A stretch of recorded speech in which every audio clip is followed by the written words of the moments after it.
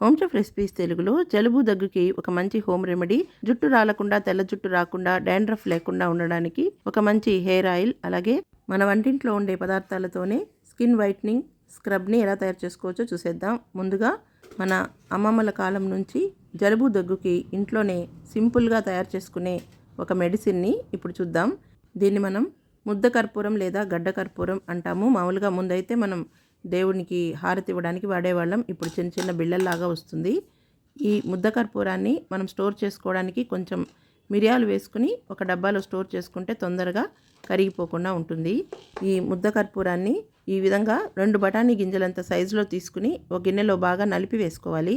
తర్వాత ఇందులోనే 1 లేదా 2 టేబుల్ స్పూన్ల వరకు కొబ్బరి నూనె, ఈ కొబ్బరి నూనె ఏ బ్రాండ్దైనా పర్వాలేదు, వేసుకుని దీన్ని సన్న సెగ మీద ఈ కర్పూరం పొడి ఉంది కదా, ఇది మొత్తం కరిగిపోయేంత వరకు మాత్రమే వేడి చేసిన తర్వాత ఒక చిన్న స్టీల్ డబ్బాలో కానీ లేదా గాజు సీసాలో కానీ వేసి పెట్టుకున్నామంటే చల్లారిన తర్వాత ఇంట్లో పెద్దవాళ్ళకైనా చిన్నపిల్లలకైనా కోల్డ్ ఎక్కువగా చేసినప్పుడు, బాగా దగ్గుతున్నప్పుడు దీన్ని గొంతు కింద అలాగే గుండెలపైన వీపులో బాగా రాసేసామంటే కనుక రాత్రిపూట పడుకునేటప్పుడు మనకు కోల్డ్ చేసినప్పుడు ఎక్కువగా గల్ల ఫామ్ అవుతుంది కదా, ఆ గల్లని కరిగించేస్తుంది. అలాగే గొంతు కింద టాన్సిల్స్ని రాకుండా కూడా నివారిస్తుంది. ఈ ఆయిల్ని డాండ్రఫ్ ఎక్కువగా ఉన్నవాళ్ళు ముందు రోజు రాత్రి అప్లై చేసుకుని పొద్దున్నే తలస్నానం చేసినా కూడా తగ్గుముఖం పడుతుందన్నమాట. ఇది చాలా పాతకాలం నుంచి ఇళ్లలో ఫాలో అయ్యే హోమ్ రెమెడీనే ఇది. మా ఇంట్లో కూడా అలాగే చేస్తుంటాం. ఈ రెమెడీ అందరికీ ఉపయోగపడుతుందని ఇక్కడ చూపించడం జరిగింది. ఇప్పుడు తెల్ల జుట్టు రాకుండా ఉండడానికి, వచ్చిన ఆ తెల్ల జుట్టు కంట్రోల్ అవ్వడానికి, హెయిర్ ఫాల్ తగ్గించడానికి, అలాగే డాండ్రఫ్ లేకుండా ఉండడానికి ఒక మంచి హెయిర్ ఆయిల్ ఇంట్లోనే ఎలా ప్రిపేర్ చేసుకోవచ్చో చూసేద్దాం. దీనికోసం ముద్ద కర్పూరం ఒక 2 బఠానీ గింజలంతా తీసి పొడిలాగా చేసుకోవాలి. దీనివల్ల మనకు డాండ్రఫ్ అనేది కంట్రోల్లో ఉంటుంది. ఇప్పుడు మెంతులు 1-1.5 స్పూను, అలాగే ఉసిరి ముక్కలు ఎండబెట్టుకున్నదైనా లేక పచ్చివైనా వేసుకోవచ్చు. ఈ ఉసిరి మనకు పచ్చడి చేసినప్పుడు కొంచెం స్టీలు గరిటె కానీ స్టీలు గిన్నెలో వేసినా కూడా నల్లగా తిరిగిపోతుంటుంది కదా, అదేవిధంగా జుట్టును కూడా నలుపు చేస్తుందన్నమాట. ఇప్పుడు ఉల్లి గింజలు, మనం ఉల్లి ముక్కలు చేసుకుని నూనెలో కాసుకుంటుంటాం కదా, ఆనియన్ ఆయిల్ అని చెప్పేసి, దాని బదులు మనం ఉల్లి గింజల్ని వేసేసుకోవచ్చు. 1-1.5 స్పూను.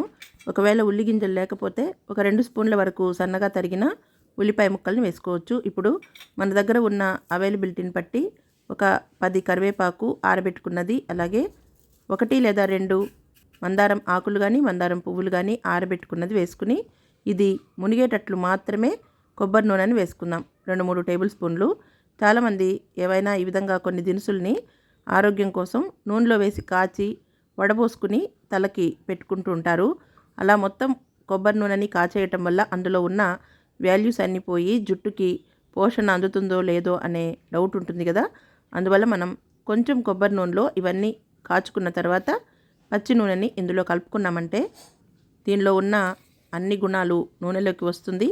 అలాగే పచ్చి నూనె కూడా మనం తలకి అప్లై చేసుకోవచ్చు. దీన్ని ఇప్పుడు మనం మంటని లోలో పెట్టుకుని మరిగించుకుందాము. ఇప్పుడు వట్టివేళ్ళు అంటుంటాం కదా, మంచి సువాసన ఇస్తుంటుంది. సమ్మర్లో మనం దీని చాపల్ని కూడా కిటికీలకి తలుపులకి తడిపి కట్టుకున్నామంటే కూల్గా ఉంటుంది. ఈ వట్టివేళ్ళని చిన్న బాటిల్లో స్టోర్ చేసుకునే పని అయితే ఆయిల్ని ఇలా చిన్నగా కట్ చేసుకుందాం. ఒకవేళ పెద్ద బాటిల్ అయితే అలాగే పొడవుగా కూడా పెట్టేసుకోవచ్చు. ఇప్పుడు మరిగించుకున్న ఆయిల్లోనే ఒక గుప్పెడు గోరింటాకు ఎండబెట్టుకున్న ఆకులు ఉంటే గనక ఒక 2 టీ స్పూన్ల వరకు వేసుకోవచ్చు. దీన్ని ముందే వేయాల్సింది, ఇది మర్చిపోయాను అనమాట.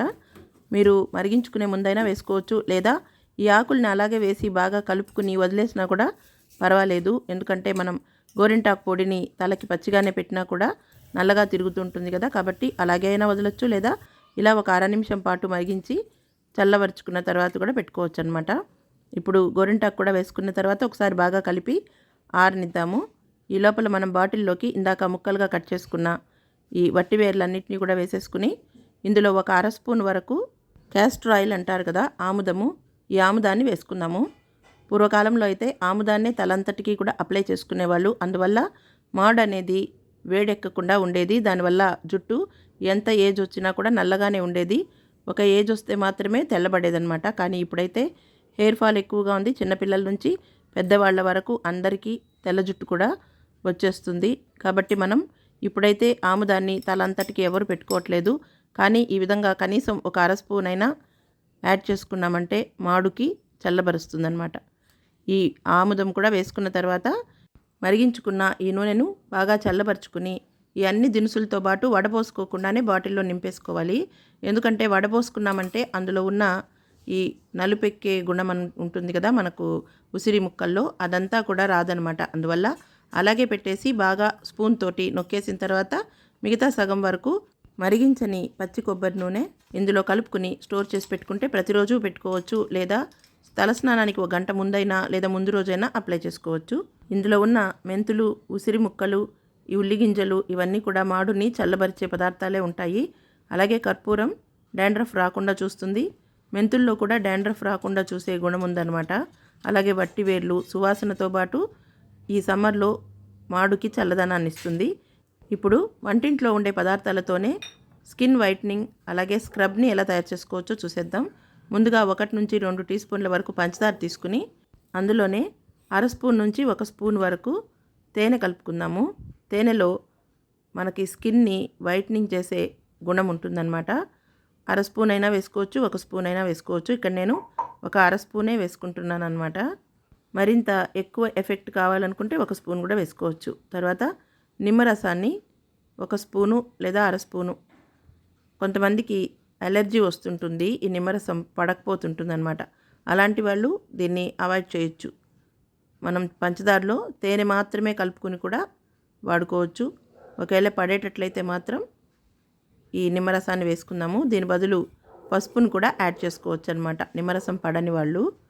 ఇప్పుడు ఇలా కలుపుకున్న పంచదారని ఒక అరచేతిలో పెట్టుకుని మరొక చేతికి ఈ విధంగా చేతులకి కణుపుల దగ్గర కానీ అలాగే మోచేతుల దగ్గర, మెడ దగ్గర నలుపు అవుతుంటుంది కదా, మనం చైన్స్ ఏవైనా వేసుకున్నప్పుడు ఈ సమ్మర్లో ఇలాగ మనకు సన్ ట్యాన్ వల్ల కూడా నలుపు అవుతుంటుంది. అలాగే విటమిన్స్ లోపం వల్ల, కొన్ని కారణాల వల్ల ఇలాగ చేతులకు ఉండే కణుపుల దగ్గర కూడా నలుపు అనేది వస్తుంటుందన్నమాట.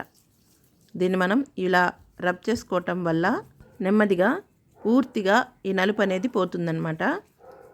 ఇలాగే మనం మోచేతుల్ని కూడా అరిచేతిలో పంచదార వేసుకున్నాం కదా, మరొక మోచేతిని ఆ అరచేతి మీద ఉంచి రోల్ లాగా చేస్తూ రబ్ చేసుకున్నామంటే మోచేతుల దగ్గరున్న నలుపు కూడా పోతుంది.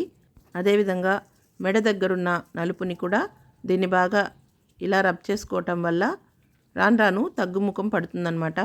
దీన్ని ప్రతిరోజు అయినా చేసుకోవచ్చు, లేదా వారానికి 2 సార్లైనా ఈ విధంగా చేసుకోవటం వల్ల మంచి రిజల్ట్ ఉంటుంది. చూస్తున్నారు కదా, చక్కగా ఇప్పటికిప్పుడే మనకు సగానికి పైగా నలుపు అనేది తగ్గిపోయి కనిపిస్తుంది. దీనికోసం మనం పార్లర్లకు వెళ్ళామంటే ఎక్కువ ఖర్చు అవుతుంటుంది. అలాగే ఎక్కువ సమయం లేకుండా దీనికోసం స్పెషల్గా మనం సమయాన్ని కేటాయించలేకపోతే గనక స్నానానికి వెళ్ళడానికి 10 నిమిషాల ముందు ఈ విధంగా మోచేతులు, ఇలాగా చేతి కణుపులు, మెడ మీద అప్లై చేసేసుకుని స్నానానికి వెళ్ళినప్పుడు కూడా ఈ విధంగా రబ్ చేసుకుని వాష్ చేసేసుకోవచ్చు. ఈ 3 రెమెడీస్ కూడా మీరు ఇంట్లో చేసి చూసి ఎలా వచ్చిందో కామెంట్ చేయండి. మీకు నచ్చితే కనుక మీ ఫ్రెండ్స్కి, రిలేటివ్స్కి షేర్ చేయండి, లైక్ చేయండి. మరిన్ని వంటలు, ఇటువంటి ఉపయోగకరమైన వీడియోల కోసం మా హోమ్ చెఫ్ రెసిపీస్ తెలుగు ఛానల్ని సబ్స్క్రైబ్ చేసుకోండి.